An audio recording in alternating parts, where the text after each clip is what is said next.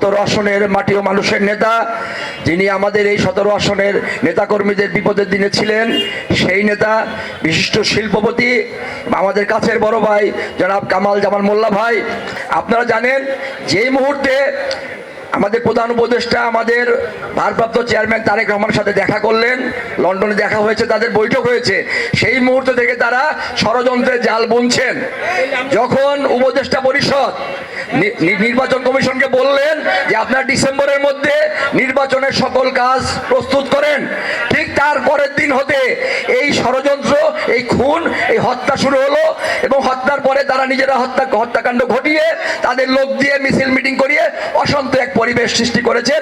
আমাদের ভারপ্রাপ্ত চেয়ারম্যানের বিরুদ্ধে অব্যাহতভাবে মিথ্যা অপপ্রচার করে যাচ্ছেন এবং এই মিথ্যা অপপ্রচার তাদের একটা ষড়যন্ত্রের অংশ, আমাদের ভাবমূর্তি নষ্ট করার জন্য। আপনারা জানেন এদেশের প্রেসিডেন্ট শহীদ রাষ্ট্রপতি জিয়াউর রহমান ছিলেন সততার প্রতীক, সতের প্রতীক। তার ছেলে তারেক রহমান দীর্ঘদিন আগুনে জ্বলে নির্যাতিত হয়ে তিনি হয়েছেন আজকে সোনা, খাঁটি সোনা। এই খাঁটি সোনাকে প্রতিরোধ করার জন্য তারা ষড়যন্ত্রে আশ্রয় নিয়েছে। এই ষড়যন্ত্রকে আমরা প্রতিহত করবো ইনশাল্লাহ আপনাদের সবাইকে নিয়ে। পাশাপাশি আজকে যে ফর্ম পূরণ অনুষ্ঠান রয়েছে, এই ফর্ম পূরণ অনুষ্ঠানে আপনারা খেয়াল রাখবেন, আপনার এলাকার যার যার ব্লকে খেয়াল রাখবেন, কোনো বিএনপির নেতা, বিএনপির পরিবার যেন বাদ না যায়।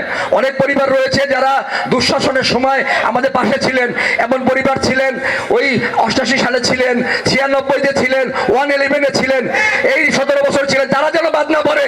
খেয়াল রাখবেন, আপনার খেয়াল রাখবেন, ডাক্তার কাইমের মতো লোক যেন আমাদের মাঝে আবার আসে, সার্জেন্ট মিলুর মতো লোক যেন আবার আমাদের মাঝে তৈরি হয়, সেলিম ভাইয়ের মতো লোক যেন আমাদের মাঝে তৈরি হয়, হাসিফ ভাইয়ের মতো লোক যেন আমাদের মাঝে তৈরি হয়। তাদের মতো লোক তৈরি হলেই আমরা শক্তিশালী হব, আমাদের দল বিএনপি শক্তিশালী হবে।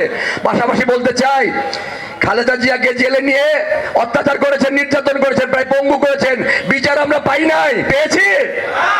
তারেক রহমানকে নির্যাতন করে গ্রেফতার করে পিটিয়ে দেশের বাইরে পাঠিয়ে দেওয়া হয়েছে, বিচার পেয়েছি? আরাফাত রহমান কোকোকে বিনা বিচারে নির্যাতিত করা হয়েছে, মৃত্যুবরণ করেছে, বিচার পেয়েছি? এই বিচার পেতে হলে